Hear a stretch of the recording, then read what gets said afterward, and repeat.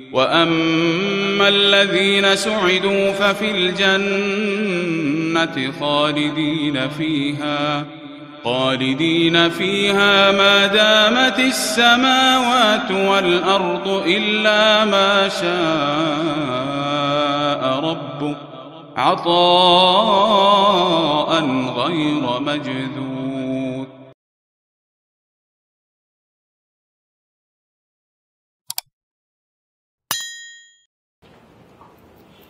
بسم اللہ الرحمن الرحیم. الحمد للہ رب العالمین والصلاة والسلام علی سید الانبیاء والمرسلین وعلی آلہ وصحبہ وازواجہ وذریاتہ واہل بیتہ وعترتہ اجمعین. اما بعد، اعوذ باللہ من الشیطان الرجیم. بسم اللہ الرحمن الرحیم. وَأَنفِقُوا مِمَّا رَزَقْنَاكُم مِّن قَبْلِ أَن يَأْتِيَ أَحَدَكُمُ الْمَوْتُ فَيَقُولَ رَبِّ لَوْلَا أَخَّرْتَنِي إِلَىٰ أَجَلٍ قَرِيبٍ فَأَصَّدَّقَ وَأَكُن مِّنَ الصَّالِحِينَ وَلَن يُؤَخِّرَ اللَّهُ نَفْسًا إِذَا جَاءَ أَجَلُهَا وَاللَّهُ خَبِيرٌ بِمَا تَعْمَلُونَ. وقال رسول اللہ صلی اللہ علیہ وسلم: الصدقۃ تطفئ غضب الرب، او کما قال علیہ الصلوۃ والسلام. معزز علماء کرام، میرے نہایت ہی عزیز القدر دینی بھائیوں، دوستوں، بزرگوں، ہم لوگ جامعہ اسلامیہ تعلیم الدین ڈھابیل سملک سے حاضر ہوئے ہیں. مقصد ہے ہمارا آپ حضرات کو جامعہ کی معاشی ضرورتوں کی طرف متوجہ کرنا. سب سے پہلے تو یہ سمجھ لیجئے کہ مدارس کا مقام کیا ہے. دیکھیے، ہم دنیا کے اندر آئے، اللہ تعالیٰ نے بہت سارے فرائض ہمارے سر پر رکھے. ابھی مغرب کا وقت ہوا، ہماری طرف مغرب کا فریضہ متوجہ ہوا.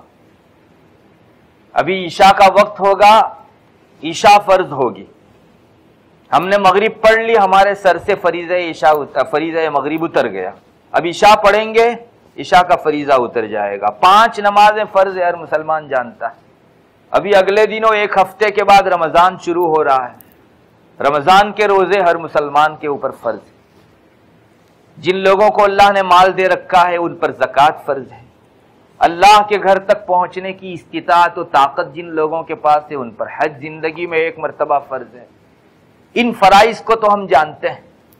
ایک اہم ترین فرض شریعت کا یہ بھی ہے کہ اللہ اور اس کے رسول کی باتیں ہم اپنے کاندھوں پر اٹھا کر آنے والی نسلوں تک منتقل کریں. یہ فرض ہے. جیسے نماز فرض، ویسے یہ بھی پوری امت کا مشترکہ ایک فرض ہے. آپ نے یہ حدیث بارہا سنی ہوگی، طلب العلم فریضۃ علی کل مسلم. ہر مسلمان پر علم حاصل کرنا فرض ہے. لیکن کتنا علم حاصل کرنا فرض؟ علماء فرماتے ہیں کہ آپ جس شعبے میں داخل ہیں اس شعبے کے بنیادی اور موٹے موٹے مسائل کا جاننا آپ پر فرض ہے. آپ کی شادی نہیں ہوئی ہو تو میاں بیوی کے آپسی حقوق کا جاننا آپ پر فرض عین نہیں ہے. امت کا ایک طبقہ اگر اس کو جانے ہوئے ہے تو آپ کے سر سے وہ اتر رہا ہے. لیکن آپ کی شادی ہو گئی، اب میاں بیوی کے بنیادی حقوق کا جاننا آپ پر فرض عین ہو گیا. دیکھیے، ادا کرنے کا مرحلہ اور ہے، جاننا یہ مستقل فرض ہے. بچے نہیں ہیں، اولاد کے سلسلے کے حقوق کا جاننا ابھی آپ پر فرض عین نہیں ہے. جب اولاد ہوگی اب آپ پر موٹے موٹے مسائل کا جاننا فرض ہے، یہ فرض عین ہے. لیکن پوری شریعت کو ہر طبقہ اگلے طبقے تک اٹھا کر پہنچاوے، یہ پوری امت کا مجموعی فریضہ ہے جس کو فرض کفایہ کہا جاتا ہے. اور یہ فرض کفایہ فرض عین سے کچھ کم درجے کا نہیں. حضرات اہل علم ہے، جانتے ہیں فریضہ چاہے فرض عین ہو یا فرض کفایہ ہو، دونوں فرض ہیں انسان کے سر کے اوپر. اگر امت کا کوئی فرد اگلوں کے علوم کو لے کر بعد والوں تک نہ پہنچائے، پوری امت ایک فرض چھوڑنے کی گنہگار ہے۔ تھوڑا سا اس موقع سے آپ کی توجہ چاہوں گا، اگر امت کا کوئی آدمی ان شریعت کے مسائل کو اپنے کاندھوں پر لے کر اگلے لوگوں تک نہیں پہنچاتا، میں آپ یہ فلاں فلاں پوری امت کا ایک فرض چھوڑنے کا گنہگار ہے۔ کل کو میرا رب جیسے مجھ کو محشر میں کھڑا کر کے یہ پوچھے گا کہ تم نے مغرب کی نماز کیوں نہیں پڑھی تھی، فرض تھی تم پر، تو جواب دہی میرے ذمے میں فرض ہو جاوے گی۔ ویسے اگر امت ان علوم کو اگلے لوگوں تک منتقل نہیں کرتی، امت کا کوئی طبقہ نہیں، سبھی اس سے تغافل برت رہے ہیں، تو پھر مجھ سے، آپ سے، عامی سے، عالم سے، سب سے یہ سوال ہوگا کہ تم نے اگلوں تک ہمارے اس علم کے فریضے کو منتقل کرنے کا بیڑا کیوں نہیں اٹھایا، اس فرض کو انجام کیوں نہیں دیا۔ پوری امت کا ایک آدمی گنہگار ہے۔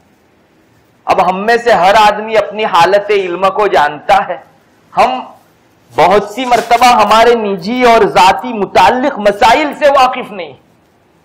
بعض فرائض ایسے ہیں، میں آپ سے ایک بہت موٹی بات پوچھتا ہوں، کیا ہمارے یہاں جو دلہا اور دلہن نکاح پڑھنے آتے ہیں، دلہے کو یہ پتا ہوتا ہے کہ میری بیوی کے بنیادی حقوق کون سے ہیں جو شریعت میں میری جانب متوجہ ہوتے ہیں؟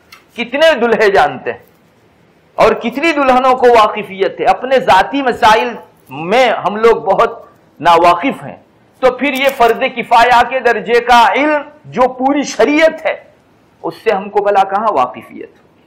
آپ یقین جانیے، اپنے کاندھوں کے اوپر پوری شریعت کا بار گراں اٹھا کر اگلوں سے بعد میں آنے والوں تک منتقل کرنے کا فریضہ اس وقت مدارس انجام دے رہے ہیں۔ پوری شریعت اور دین کا اتنا گراں بار بوجھ اپنے کاندھوں پر اٹھا کر اگلے لوگوں تک منتقل کرنے کا فریضہ اہل مدارس انجام دے رہے ہیں۔ اس کا مطلب یہ ہوا کہ مدارس میرے، زید کے، بکر کے، عمر کے اور ساری امت کے ایک فرد کا فرض اپنے سر لے کر جو ہے آپ کو سبکدوش کر رہے ہیں۔ یہ بہت صاف بات ہے۔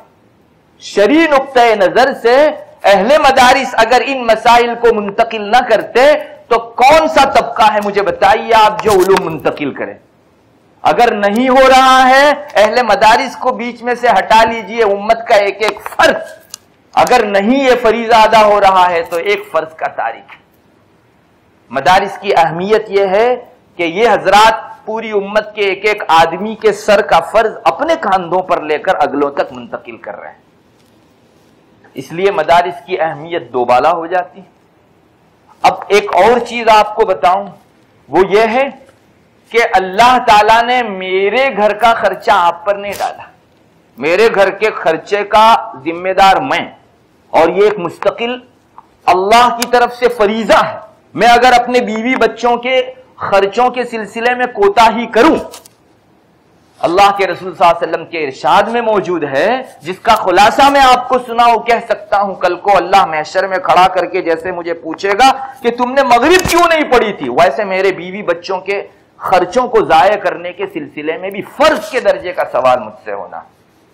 طلب کسب الحلال فریضۃ بعد الفریضہ، حدیث شریف میں ہے حلال کمائی کا حاصل کرنا پہلے فرض کے بعد دوسرے نمبر کا فرض ہے۔ آپ صبح جب جاگتے ہو تو سب سے پہلا فریضہ آپ کی طرف کون سا متوجہ ہوتا ہے؟ فجر کی نماز۔ فجر کی نماز کے بعد ظہر تو بہت دیر میں آنے والی ہے، اس کے بیچ ایک دوسرا فریضہ آئے گا، آپ اپنے اہل خانہ کے لیے کمانے کے واسطے نکلو۔ بہت غلط ہے کہ ہم نماز کو فرض سمجھیں اور رسول اللہ صلی اللہ علیہ وسلم کی وہی حدیث ہمارے اوپر اپنے اہل خانہ کا خرچہ فرض کرے اور ہم اس کو فرض نہ سمجھیں۔ فرض ہے، علماء نے لکھا ہے ہر انسان کے ذمے میں اتنا کمانا فرض ہے جس سے اس کی کمر اور اس کے گھر والوں کی کمر عبادت کے لیے سیدھی رہ سکے، یہ فرض۔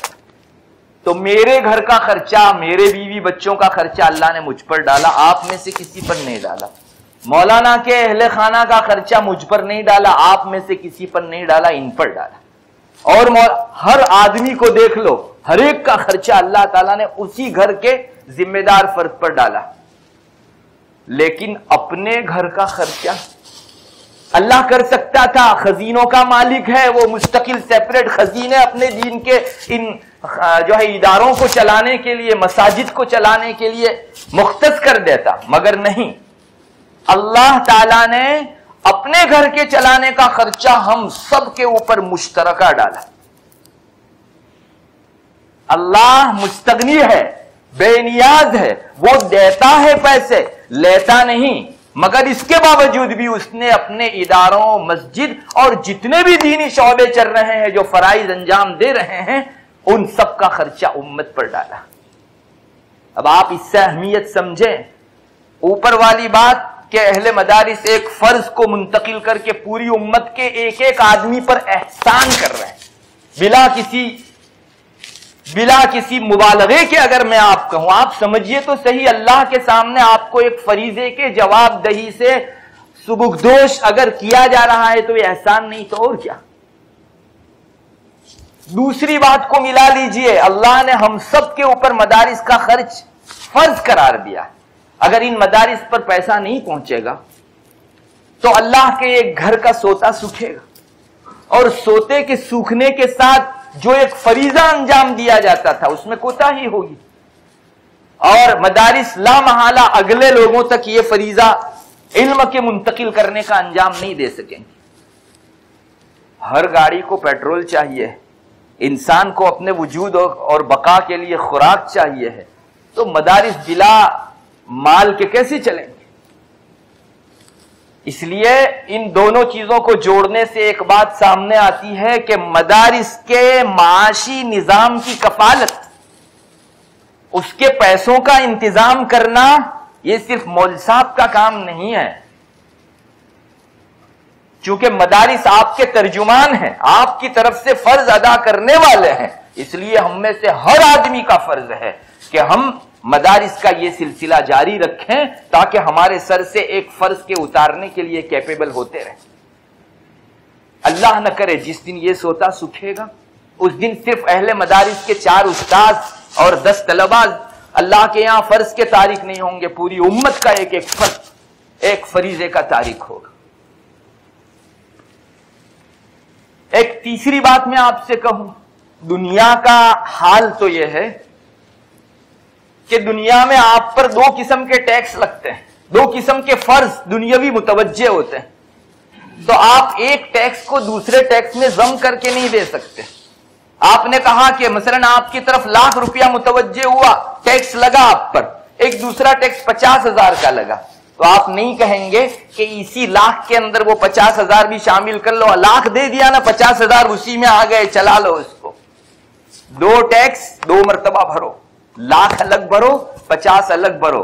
کوئی آدمی لاکھ میں اس 50,000 کو کھپا کر 1.5 لاکھ کا 1 لاکھ ادا کرے تو دنیا نہیں مانتی اس کو. اللہ کا احسان ہے کہ اس نے ہمارے اوپر زکوٰۃ فرض کی، مدارس کا چلانا ہمارے اوپر فرض فرمایا. اللہ تعالیٰ نے مدارس کے چلانے کا مطلب علم کو منتقل کرنا کسی حیت کے اندر ہو، مگر اس وقت اس کی یہی مدارس کی حیت رہ گئی ہے. تو 2 فرض، ایک تو میری زکوٰۃ کا نکالنا اور مدارس کے خرچے کا انتظام کرنا، یہ 2 فرض ہیں. ہونا تو یہ چاہیے تھا کہ آپ کی زکوٰۃ کی رقم الگ نکلے، ایک فرض. مدارس کے لیے اس زکوٰۃ میں سے نہیں، دوسرے پیسوں میں سے نکالو. دنیا کا دستور سارے ہی ٹیکسوں میں، صرف ہندوستان بھر کی حد تک نہیں، 4 دانگے عالم کے ایک ایک ملک کو دیکھ لیجئے، کوئی کسی ٹیکس کو دوسرے ٹیکس میں ضم ہونے نہیں دیتا. ہونا یہ چاہیے تھا کہ زکوٰۃ الگ نکالی، الگ سے اپنے پیسوں میں سے مدرسے کے فریضے کے لیے دوسرا پیسہ نکالو. اللہ کا احسان ہے ہم سب کے اوپر کہ اس نے 10 فریضے ایک میں کر دیے. 2 in 1 نہیں، 10 in 1، 100 ایک میں شامل کر سکتے ہو. آپ زکوٰۃ نکالو، وہی زکوٰۃ مدرسے کے اندر دو. آپ کا زکوٰۃ والا فریضہ بھی ادا ہوا اور مدرسے کو چلانے کے لیے مالی خرچ جو آپ پر متوجہ ہوا تھا وہ فریضہ بھی آپ کے سر سے سبکدوش ہو. آپ سمجھئے اس حقیقت کو. رب تو ایک طرف سے ہمارے اوپر یہ احسان فرمائے اور تب بھی ہم لوگ زکوٰۃ کی طرف یا ان فرائض کی طرف متوجہ نہ ہو، تو پھر یہ یک طرفہ مہربانی ہے اور دوسری طرف سے جفاکاری ہے۔ ہمارا فرض ہے کہ ہم بھی رب تعالیٰ کے تئیں جو ہے اپنی وفاداری کا ثبوت دیں۔ ضرورت اس کی ہے کہ ہم لوگ مدارس کی اہمیت کو سمجھیں۔ اللہ نہ کرے بیچ میں سے اگر مدارس کھسکا دیے گئے، دیکھو اللہ کا اپنا نظام ہے، وہ کسی کا محتاج نہیں ہے، لیکن دنیا دارالاسباب ہے۔ آپ بے پنکھا یا بے اے سی کے ٹھنڈا ہونا چاہیں تو نہیں ہو سکتے، آپ کو اے سی چالو کرنا پڑے گا۔ دنیا دارالاسباب ہے۔ مدارس کو اللہ تعالیٰ نے سبب کے درجے میں اس فریضے کی انجام دہی کے لیے چیوز کیا ہے، منتخب کیا ہے۔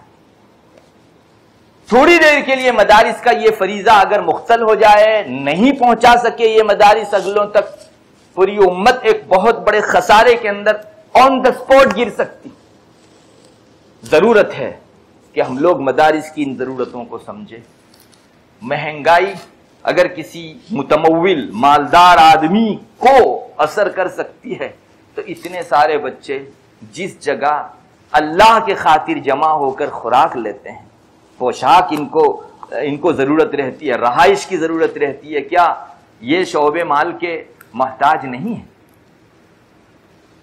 یاد رکھو اللہ تعالیٰ نے اپنے ادارے کا خرچہ سب پر ڈالا، اس کی ایک بنیادی وجہ یہ بھی ہے کہ پوری امت جتنے انسان ہیں سب کے سب اللہ کے قبیلے کے فرد ہیں۔ الخلق عیال اللہ، حدیث شریف میں آتا ہے الخلق عیال اللہ، پوری مخلوق اللہ کا کنبہ ہے، اللہ کی برادری ہے۔ تو ظاہر ہے کہ ہم سب ایک ہی فیملی سے تعلق رکھتے ہیں، تو میرا بھی فرض ہے اللہ کے ادارے کو چلانا، آپ کا بھی فرض ہے، ان کا بھی فرض ہے اور ان کا بھی فرض ہے۔ کوئی اپنی صلاحیت لگا رہا ہے، جس کو اللہ نے اس راہ کی صلاحیت دی، کسی کو مال دیا، وہ آدمی اپنے مال کے ذریعے سے مدارس کی آبیاری کرے۔ خلاصہ یہ نکلا کہ مدارس کے اس نظام کو پانی پہنچانا، اس کا مالی تعاون کرنا، میرے بھائیوں فرض کے درجے کی چیز ہے ہم سب پر۔ ضرورت ہے کہ ہم لوگ مدارس کے تعلق سے بیدار ہوں اور ان کی اہمیت کا احساس کریں۔ جامعہ تعلیم الدین ڈابھیل سملک کے اندر آپ جانتے ہیں وہ بہت پرانا ادارہ ہے، کسی تعریف کا اور تعارف کا وہ محتاج نہیں ہے۔ عطر آپ کے بیچ رکھ دیا جاوے تو اس کی خوشبو بتاوے گی کہ اس میں پانی نہیں ہے، عطر ہے۔ الحمدللہ عالم کے مختلف خطوں کے اندر کارنامے کے درجے کی خدمت جامعہ کے فضلاء نے انجام دی ہے اور الحمدللہ انجام دے رہے ہیں۔ ہمارا کوئی استحقاق اور کمال نہیں ہے، یہ اللہ کا فضل ہے۔ وہ جس پر نظر انتخاب ڈالے وہ اللہ کے یہاں مقبول ہے، کسی کا حق نہیں، کسی کا کمال نہیں ہے اس میں۔ جامعہ کی افادیت ہم سب لوگوں کے درمیان عام ہے، اللہ اس کو باقی رکھے، اپنی افادیت کے دائرے کو مزید وسیع سے وسیع تر کرنے کے حوصلے اسے بخشے، اور اس لڑی کے موتی کی حیثیت سے ہم کو بھی قبول فرما دے۔ اللہ تبارک و تعالی میری سعادت ہوگی کہ میرا مال اللہ کے راستے میں لگ جائے۔ مدارس کے اندر اگر آپ کا مال لگ رہا ہے، اللہ کا آپ پر احسان ہے کہ اس نے آپ کا مال لیا، ہمارا کوئی احسان نہیں ہے۔ رسول اللہ صلی اللہ علیہ وسلم کے زمانے میں ایک جماعت تھی، وہ کہتی تھی کہ ارے ہم لوگ اسلام لے آئے، دیکھو اسلامی میجورٹی بڑھی، اکثریت ہوئی اسلام کی۔ تو اللہ تعالیٰ نے ان کے لیے جو ہے ایک تردید میں آیت اتاری، یمنون علیک ان اسلموا، یہ وہ تم پر احسان جتلاتے ہیں کہ ہم مسلمان ہوئے تو تمہاری میجورٹی ہوئی۔ قل لا تمنوا علی اسلامکم، ارے مجھ پر تمہارا احسان مت جتلاؤ، بل اللہ یمن علیکم ان ہداکم للایمان، اللہ کا تم پر احسان ہے کہ کنکروں کو اٹھا کر ہیرے بنائے تم کو۔ ان کنتم صادقین، ضمیر پر ہاتھ رکھو اور پوچھو اپنے ضمیر سے کیا آواز نکلتی ہے، اللہ کا احسان ہے یا تمہارا احسان ہے اللہ کے اوپر؟ اس لیے ایک بات میرے بھائیوں، یہ ہمارے مال کی سعادت ہوگی۔ اللہ میرا مال قبول کرے، جو مستغنی ہے اسے ایک پیسے کی ضرورت نہیں ہے، وہ اگر میرا مال قبول کرتا ہے تو میری سعادت ہے۔ یہ تو ایسا ہی ہے جیسے ایک کروڑ پتی باپ اپنے بیٹے کو 4 چونی دے اور یہ کہے کہ بیٹے ایک 10 پیسہ اس میں سے مجھ کو دے، اور میرا تھوڑا سا کام ہے آزمانے کے لیے. اب وہ بیٹا 10 پیسہ دے کر احسان جتلاوے کہ میرے باپ کو میں نے کھلایا ہے. کیا حیثیت ہے؟ کوئی نسبت ہی نہیں ہے اللہ ہم کو جو دے رہا ہے اس کے اور ہم اس کی راہ میں جو دے رہے ہیں ان دونوں کے بیچ. اس لیے میرے بھائیوں یہ میری سعادت ہے کہ اللہ میرے مال کو قبول فرما رہا ہے. میں آپ کو نہیں بتا سکتا آپ کے دیے ہوئے مال سے اللہ کو کتنا پیار ہے. اگر اللہ کے رسول نہ فرماتے تو ہم کو تو سمجھ میں بھی نہ آتا.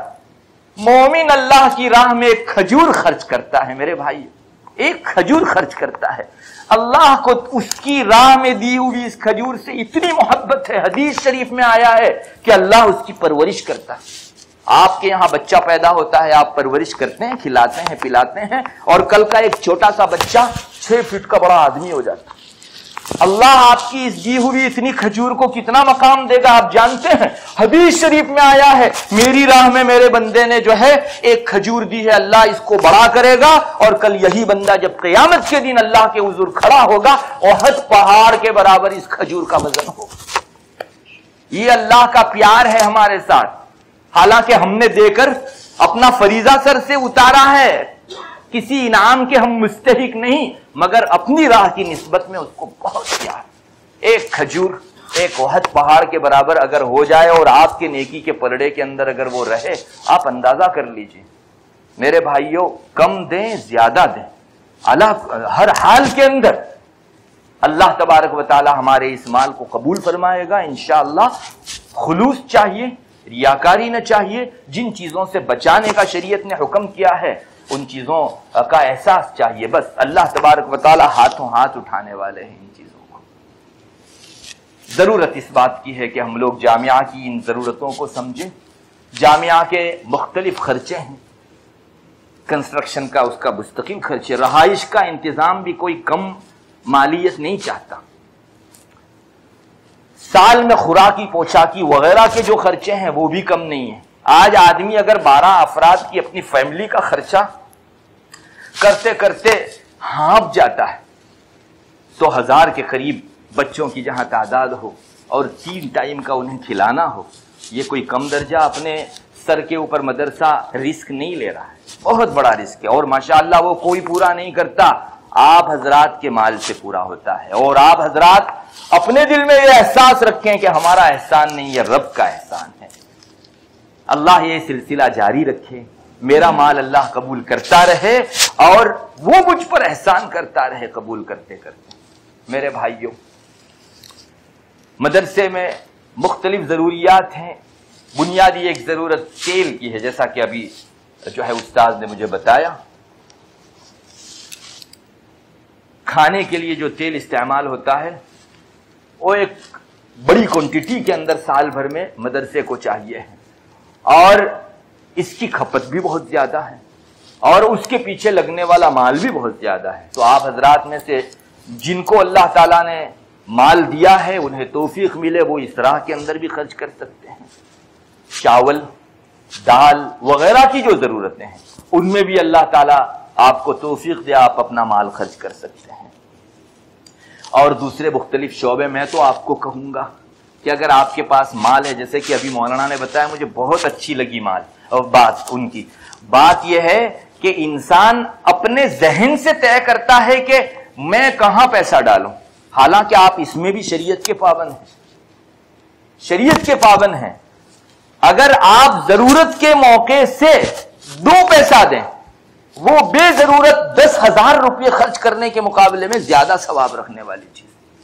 آپ لگا ہی رہے ہیں پیسے, ایک مرتبہ کسی صاحب علم کے پاس اپنی سچویشن رکھ کر, اپنی حالت رکھ کر انہیں بتا دے کہ میرا اتنا پیسہ ہے, میں لگانا چاہتا ہوں, مجھے کون سے شعبے کی آپ رہنمائی کرتے ہیں. میں آپ کو سچ کہتا ہوں, انگلی رکھ کر شریعت کے اندر آپ کو بتایا گیا ہے کہ اس سچویشن میں آپ کے لیے یہ پیسہ یہاں لگانا زیادہ ثواب کا باعث ہے.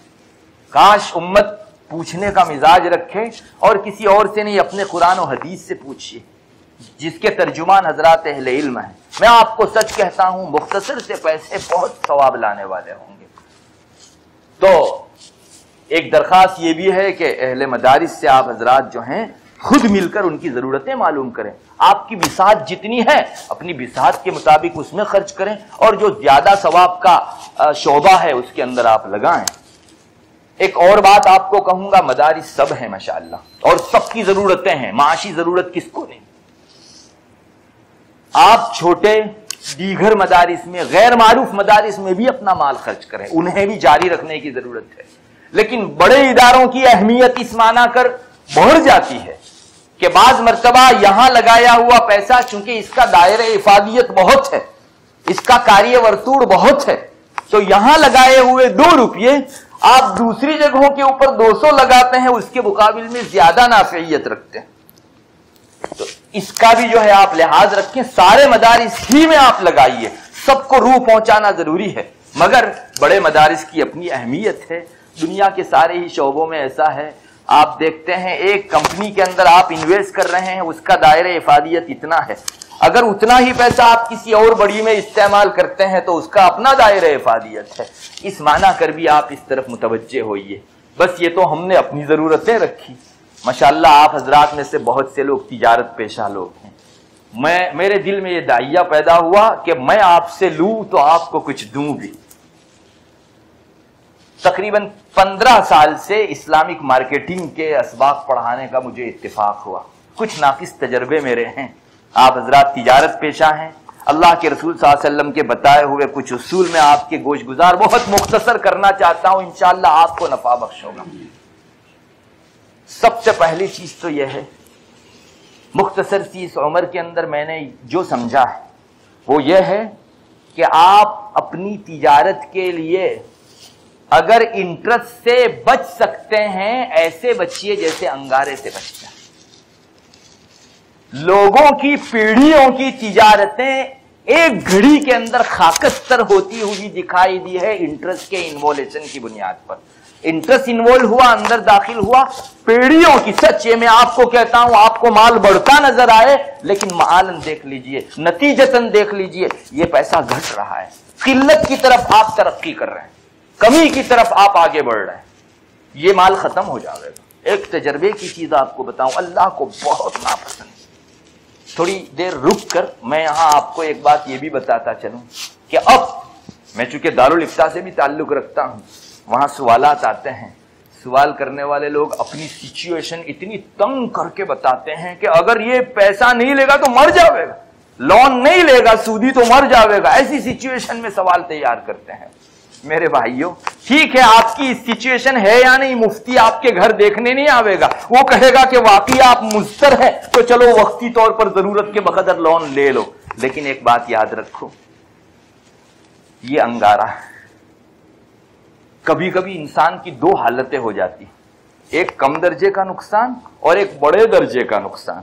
بڑے درجے کے نقصان سے بچنے کے لیے انسان کم درجے کا نقصان اپناتا ہے، تو بھی وہ نقصان سے خالی نہیں ہے.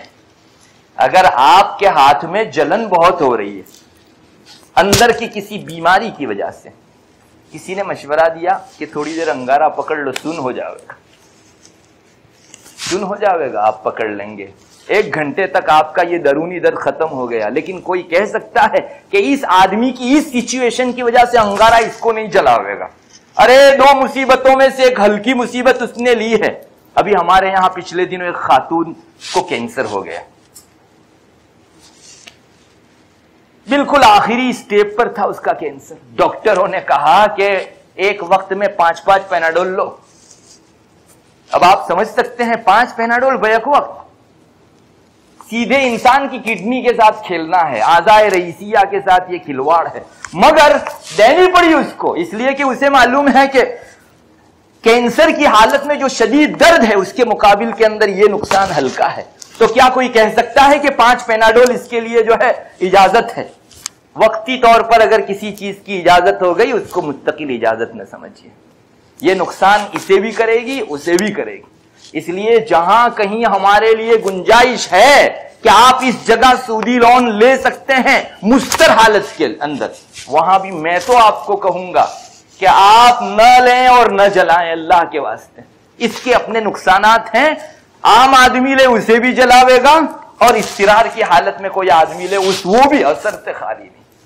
جتنا بچ سکتے ہیں سچ. آپ کی تجارت کی کامیابی کا راز اگر میں آپ کو شریعت کی روشنی میں بتاؤں، اللہ کی حرام کردہ چیزوں کے ارتکاب سے بچنا. سود اس میں بالخصوص. آپ نے موٹر سائیکل میں ڈالا جانے والا تیل دیکھا ہوگا، کاروں میں ڈالا جاتا ہے، اور جو ہائی کلاس کاریں رہتی ہیں ان میں ڈالا جاتا ہے، اور ایک ایروپلین میں ڈالا جاتا ہے، اور ایک اس سے بھی زیادہ جلد جو مختلف جو ہے لڑائی کے آلات کے اندر لگتا ہے، وہ ہوا نہیں کہ فوراً آگ کا گولا ہو جاتا ہے. یہ انٹرسٹ جو ہے وہ سب سے زیادہ وہ جلد تیل ہے جس پر آگ لگی نہیں کہ پوری بستی کو اور پوری برادری کو خاکستر کر کے رکھ دیتا ہے. میں اس کی قباحت آپ کو نہیں بتا سکتا. اللہ کے واسطے خود اور اپنی نسلوں کو بچائیے، حتی الامکان اپنے آپ کو اس میں سے نکالیے. دوسرے نمبر کے اوپر ایک صحابی کی حدیث ہی آپ کو سنا دیتا ہوں، انشاءاللہ بہت کامیابی کا گر ہے اس میں. وہ صحابی فرماتے ہیں کہ ہم لوگ تجارت کرتے تھے مارکیٹ کے اندر. رسول اللہ صلی اللہ علیہ وسلم کا ایک مرتبہ ہمارے اوپر سے گزر ہوا، تو آپ نے ہم کو اتنے بہترین نام کے ساتھ پکارا کہ آج سے پہلے ہم کو اتنے اچھے نام سے کسی نے پکارا ہی نہیں تھا. وہ جو مارکیٹ میں بیٹھنے والے لوگ تھے ان کو سماسرہ کہا جاتا تھا. سماسرہ یعنی دلال لوگ. ہمارے یہاں دلالی کرنے والے نہیں ہوا کرتے، عربی میں ان کو سماسرہ کہتے ہیں. ایک چالو لفظ تھا، لوگ ان کے لیے یہ استعمال کرتے تھے، مگر رسول اللہ صلی اللہ علیہ وسلم نے ہم کو سماسرہ نہیں کہا. آپ نے فرمایا یا معشر التجار. صحابی نے اسے نوٹ کیا باقاعدہ کہ آج تک ہم کو اتنے اچھے نام سے کسی نے پکارا ہی نہیں. اے تجار کی جماعت. پھر آپ نے ایک بہت اہم ترین بات ارشاد فرمائی، جس کا خلاصہ یہ ہے کہ تم لوگ جب تجارت کے اندر لگتے ہو تو کبھی کبھی کوئی لغو بات، کوئی لغو کام، بے وجہ کی حرکت یا بے وجہ اللہ کا نام استعمال کرنا اندر آ ہی جاتا ہے. بھول سے جان بوجھ کر کسی نہ کسی درجے کی کوئی خرابی آ جاتی ہے. آپ نے فرمایا کہ تم اپنے مال میں سے کچھ نہ کچھ صدقہ نکال لیا کرو تاکہ یہ جو بے برکتی اور نحوست آئی تھی آپ کا مال اس سے صاف ہو جاوے. روزانہ شام کو آپ دکان بند کیجئے، کاؤنٹر کا پیسہ سمیٹنے سے پہلے کچھ آپ کے بس میں جتنا ہو آپ کچھ نکال دیا. یہ رسول اللہ صلی اللہ علیہ وسلم نے فرمایا.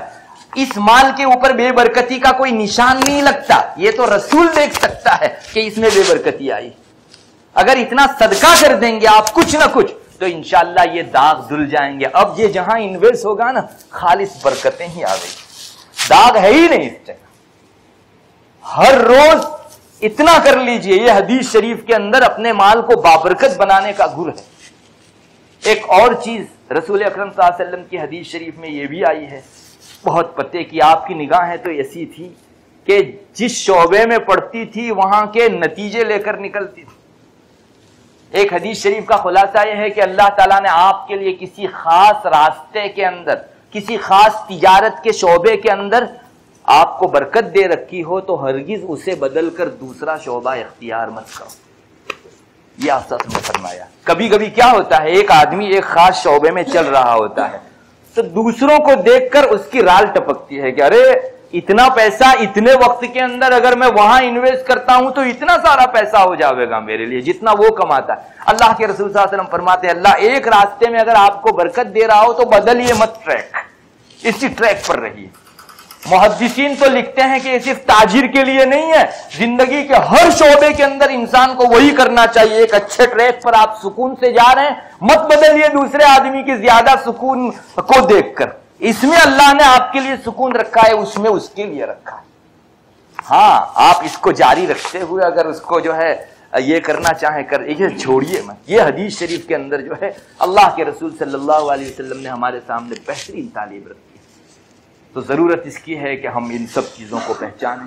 اور آخری درخواست یہ ہے کہ آپ کوئی بھی معاملہ کریں اپنی شریعت سے پوچھ لیا کریں. آپ کو وقتی طور پر شاید یہ لگے گا کہ اگر میں نہ پوچھتا یا حضرت گوگل سے پوچھ لیتا. ابھی یہ بھی بہت بڑی برائی ہے کہ انسان اپنا ذاتی مفاد پانے کے لیے گوگل پر جاتا ہے. ارے وہ فتویٰ دینے والی شخصیت ہے کوئی، وہاں 4 فتوے ہوتے ہیں، میرے لائق جو فتویٰ سیوٹیبل ہوتا ہے اس کو میں لے لیتا ہوں، باقی کو اگنور کرتا ہوں. یہ نادان لوگوں کا کام ہے. کیا ہم لوگ اپنے بدن کی بیماری کے لیے راستہ چلتا کسی آدمی نے ہم کو ٹیبلٹ بتا دی تو لے لیتے ہیں؟ ارے ہم تو اپنی طبیعت کے متعلق اتنے الرٹ ہیں کہ اب تو فیملی ڈاکٹر بھی کم معلوم ہونے لگے ہیں. اسپیشلسٹ کے پاس جب تک جا کر اتنا پیسہ خرچ نہیں کریں گے سکون نہیں ہوگا. تو دنیا کے بارے میں تو ہمارا معیار اتنا بڑا, اور دین کے بارے میں کہیں سے بھی کوئی فتویٰ ہاں کا ہاتھ لگ گیا ہم لے اڑے. یہ کھلواڑ ہے شریعت کے ساتھ, مت کیجئے اتنا. آپ پوچھئے, انشاءاللہ اللہ تبارک و تعالیٰ آپ کو وہ برکت دیں گے آپ اندازہ نہیں کر سکتے. اور ایک آخری بات یہ بھی ہے کہ جب بھی آپ دیں زیادہ دیں. لینے کا موقع آئے, اگر سامنے والا آدمی مجبور ہو آپ رحم کریں اس پر. آخری حدیث سنا کر اپنی بات ختم کرتا ہوں. ایک حدیث شریف میں ایک آدمی کی وفات کا وقت قریب آیا, ملک الموت اس کی روح نکالنے کے لیے آئے. فرشتوں نے اس کو پوچھا کہ کیا بات ہے, تمہارا کون سا عمل ہے جس کی وجہ سے اللہ نے ہمیں اسپیشل حکم دیا ہے کہ تمہارے ساتھ ہم نرمی کا معاملہ کریں. تو اس نے کہا میں تو تاجر پیشہ آدمی, دکان میں زندگی گزری, میں کہاں نیکی کا کام کرنے والا ہوں, میرے پاس کون سا ایسا عمل ہے کہ اللہ اسپیشل میرے لیے یہ حکم دے. فرشتوں نے کہا یاد کرو. تو اس نے یاد کیا, اس نے کہا اور تو کچھ نہیں تھا, میرے دکان پر جو میرا اسسٹنٹ بیٹھتا تھا, غلام میرا جو بیٹھتا تھا, اس کو میں نے کہہ رکھا تھا کہ اگر کوئی غریب شخص خریدنے کے لیے آوے, وہ پیسہ ابھی نہ دے سکے, بعد میں 2 مہینے 4 مہینے بعد دے سکے, اس کو ادھار کر دینا, اس پر رحم ہو جاوے گا. اور اگر کوئی ایسا آدمی ہو کہ بالکل نہ دے سکے تو معاف کر دینا. میں نے اس کو اتھارٹی دے رکھی تھی اپنے اسسٹنٹ کو. فرشتوں نے کہا کہ بس یہی بات ہے, تم جب اپنے سے ماتحتوں کے ساتھ نرمی کرنے کے روادار ہو تو اللہ تو زیادہ لائق ہے کہ وہ اپنے بندوں کے ساتھ رحم کریں. سب کچھ دنیا ہی نہیں ہے, میری موت کے لیے بھی میں تجارت کی کرسی پر بیٹھ کر سامان کر کے جاؤں, انشاءاللہ اللہ اس وقت رحم فرماویں گے. اور جس کی پہلی سٹیپ کے اوپر مدد ہوئی آخر تک وہ مدد پاتا چلا جاوے گا انشاءاللہ. راہ تجارت صدیقین میں داخل ہونے کا راستہ. روایتوں کے اندر یہ مضمون بھی آتا ہے کہ جو تجار اللہ تبارک و تعالیٰ کے دائرے میں رہ کر امانت کے ساتھ تجارت کرتے ہیں ان کا حشر صدیقین کے ساتھ ہوگا, شہداء کے ساتھ ہوگا. صرف عبادت ہی راستہ نہیں ہے, تجارت کی کرسی بھی صدیقین میں شامل ہونے کا راستہ ہے. بہرحال یہ خلاصہ ہے ہماری بات کا. آپ کی خدمت میں درخواست ہے آپ اس ادارے کو اپنا ادارہ سمجھیں, ہم سب کی طرف سے فریضہ انجام دینے والا ادارہ سمجھیں, اور ایک سلسلہ جاری فرمائیں. انشاءاللہ یہاں سے جو بچے پڑھ کے نکلیں گے آپ اپنی قبر میں ہوں گے, آپ کے لیے صدقہ جاریہ ہوگا. اللہ تبارک و تعالی ہم سب کو توفیق عطا فرماوے. وآخر دعوانا